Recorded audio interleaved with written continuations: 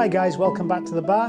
I hope you're all well. We're almost at the end of this little rolling cart I've been making for the outdoor kitchen. Specifically been making them with a series of tools that Banggood have sent me. First of all, we unboxed the ratchet hold down MFT clamps, and then we put the shelf in using the shelf pin jig. And then last week I've made these doors with the coping sled. And this week we're going to finalise the build by hanging the doors with this new Banggood cabinet Hinge Jig. So let's open it. I've not seen it yet. I've had it for a while.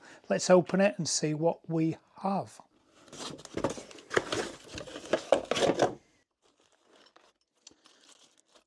So that's the base plate with a clamp on the back to hold the jig to the door. That's a sorted bag of bushers, spanners, Allen keys and a little pilot drill. That's the guide for the drill bit. And that's the guide for the drill bit. That's the large drill bit, the Forstner drill bit to drill the cabinet in Joel. These are two stops to position the guide in various locations. And this piece here is the improvement for this jig, which is a little clamp to hold the vacuum hose. And as usual, that's the end of the box with no instructions. So just putting all this components on this left-hand door, I wanted to show you the contents of this box here, older version of the same Hinge jig. Now this was the one I used when I hung my wardrobe doors a few months ago. That's the plate for it. That's the drill bushing, that's the insert, that's all the bits and pieces, and that's my Craig version of the Hinge jig. So looking at the new one, that piece and that piece are identical. The drill bit, the drill stop is identical. The plate of the new one, that one, and the older version is slightly different. Now looking at the old placement in the jig, they're all identical. There's a little bit more writing on the new one. There's some measurements up the top, but what is different are these two holes here which fix this hose to it like that. So let's just put all these pieces away. Now this little jig says 35mm. Hello, Bo. Okay. What are you up to? What you come to steal now? Oh, he knows it. Come on, out. Yes.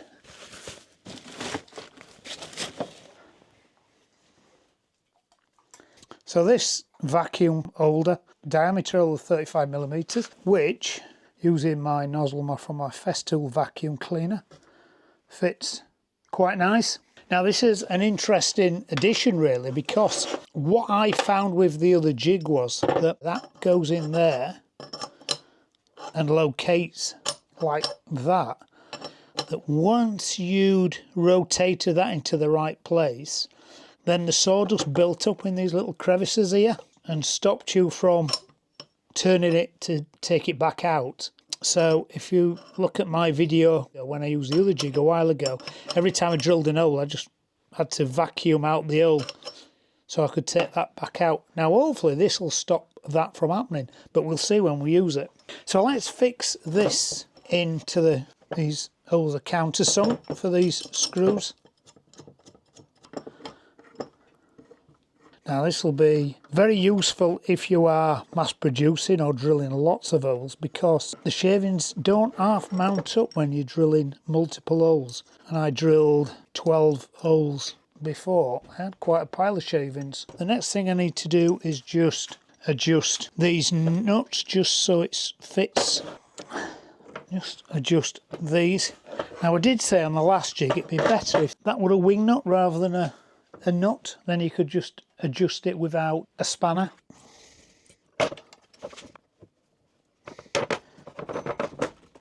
That'll do. And the next thing we need to do is put these pins in one of these holes so we can offset the jig 3, 4, 5, 6 from the end of the door, the edge of the door. I always go 6 And there's no massive reason why I do 6, it's just that I always have. So there we go, they're the 6mm holes, so I'll put that on there, fasten it on, and now my hole is going to be inset 6mm. So the next thing we need to do is get the drill out of the piece, put the drill in the bearing there, runs very nicely in the bearing, put that in there. Need to set that depth of that bit to that depth there, which off the top of my head is about 13mm. Yeah, about 12-13mm. The copper washer goes on first, and then the stop for about 13mm. A little bit more. There we go. I'm going to call that it. Tighten that down, and we'll have a little drill with that. Right, okay, so now it'd be silly to drill a hole straight through my new door, so let's just clamp a piece of scrap to the bench. Let's put his jig on there. Relocate that round, spin that on there, get a drill. Put my vacuum cleaner hose in, turn the vac on.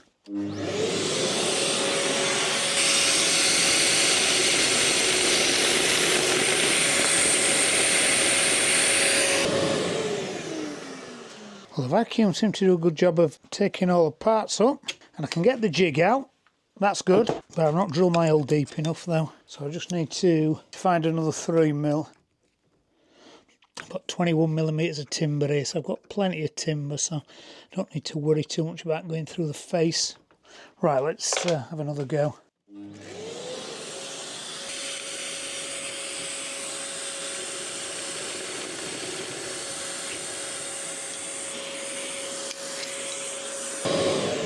Okay, that's deep enough. What I now need to do is set this jig to drill those pilot holes. And it looks like, even though I've got a lot of options here for lots of different, them two there at 48mm are the clearance I need. So pop that back in there, put the little tiny pilot bit in, and drill those 2 holes. Take that off. Take that off. And I should have, there we go, my hole and my pilot holes. So that's my Hinge Jig set up. All I need now is to mark some dimensions on the doors where I'm going to drill and drill my 4 holes. Let's put our first door on the bench. How far you put your hinge in from the end is pretty much up to you. I usually put them in 120mm, and the only reason I do 120mm is that's what you find most production doors are. But in this case, these door is that tiny. I think 120mm might be a bit too close. So I'm going to go for a round number of 100. So 100mm, put my jig on, clamp it on, put my vacuum hose in and drop my pin in and give it a spin.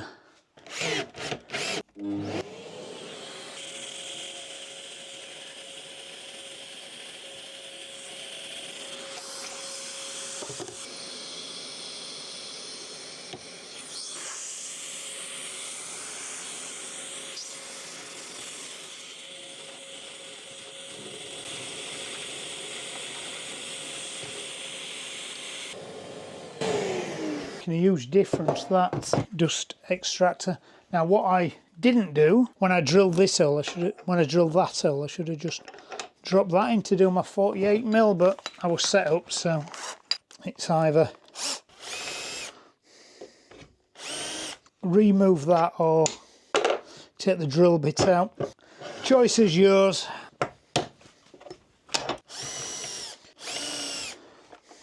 Okay. Right, that's one door done. If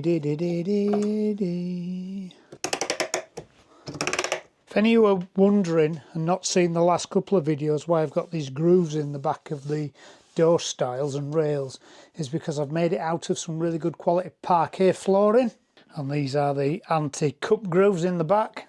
100. This is a proper Yorkshire pencil. Get on with it.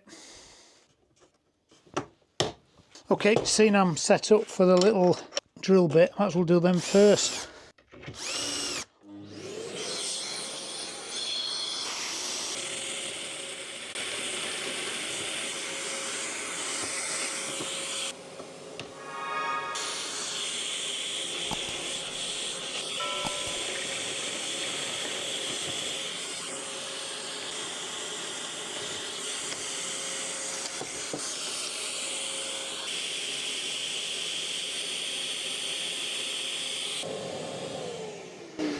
Okay, so that's our 4 hinge holes.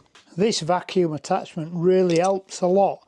However, I would say if you have the older type jig, unless you're doing lots and lots of doors and the sawdust build-up becomes a bit of a pain to you, it's probably just not worth the upgrade to buy this. Just because it's got that on, you could probably even fashion your own. But if you're in the market for one of these, then that vacuum attachment really makes a difference.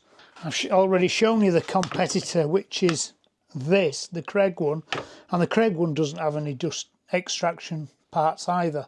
And also what the Craig one doesn't do is it only drills that hole for you. It doesn't drill these holes for you. And this brings me on to the next bit, which is drilling the holes into the carcass. So that's that piece of scrap wood. I'm just going to cut it in half about here.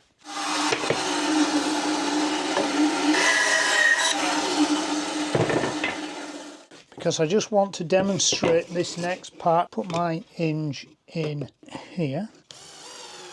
So that's my hinge. These soft closed hinges were off Amazon. I bought 10 pairs. They're actually the cheapest I could find. Actually, the soft close are better than what I've got on the house. You alright, Gracie?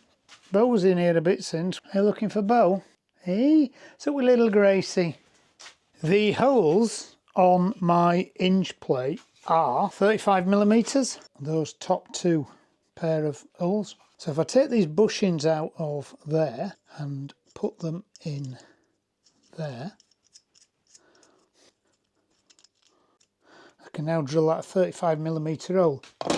And this is the bit that I just wanted to show you. Let's just assume for a minute that this is the side of the carcass. And because I've got my jig set up, I can put that on the side of the carcass. I can drop that 32mm in there. I can put my pilot drill back into the drill.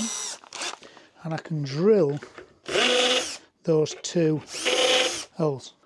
Take that off. That should now be my pilot holes for the hinge.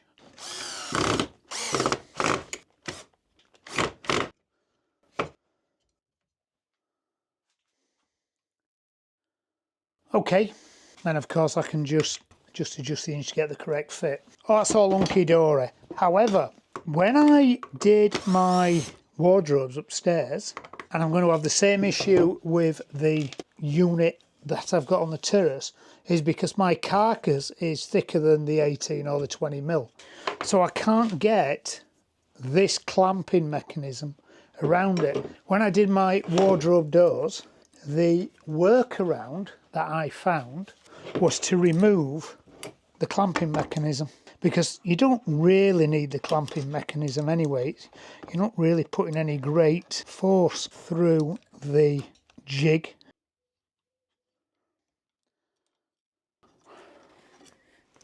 Just take that off. Now you can just use this and reference from the body of the clamp. And it doesn't matter the thickness of your carcasses or the body that you're fixing the hinge to. And I found that by, to be honest, trial and error with the other jig.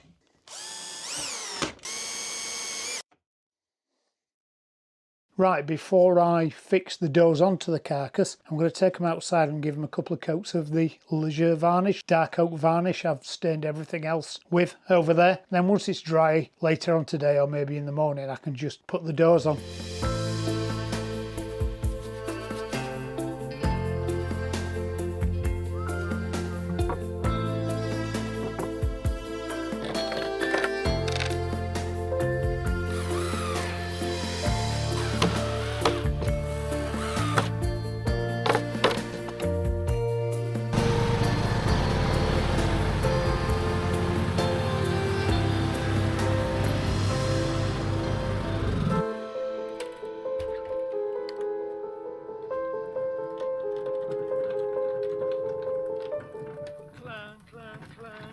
Trolley.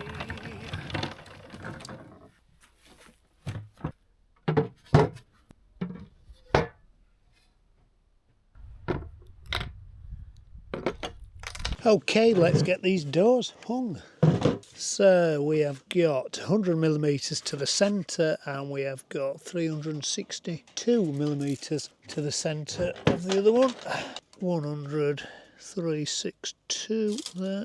Indicator is set on that line. And just drillers, pilot hole. Screws doors on. Adjusting a little bit, but we can do that when we stand them up. Position as jig, put the insert plate in and drill as 2 pilot holes.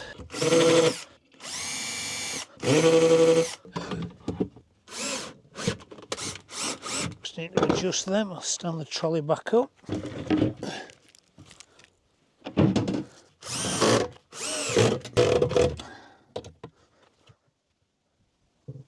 Hey, no, we're not binding.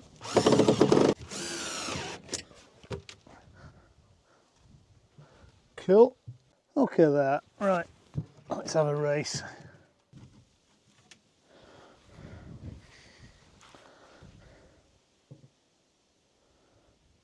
Right, we're pretty much done then. I need to put a couple of handles on and I just need to put the top together, and to finish the top I'm going to use some granite tiles. So let's get on with that one.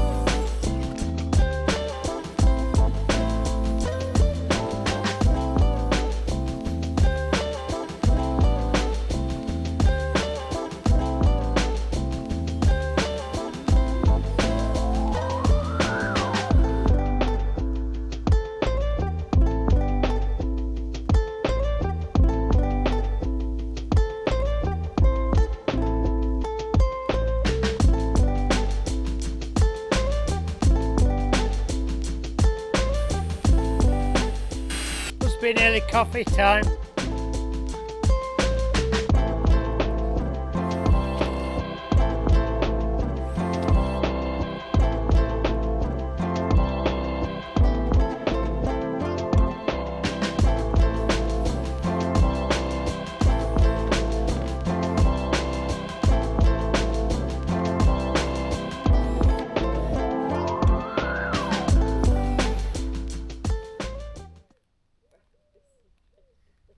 That's the problem with them, isn't it? Break before getting I don't know, usually they have a little...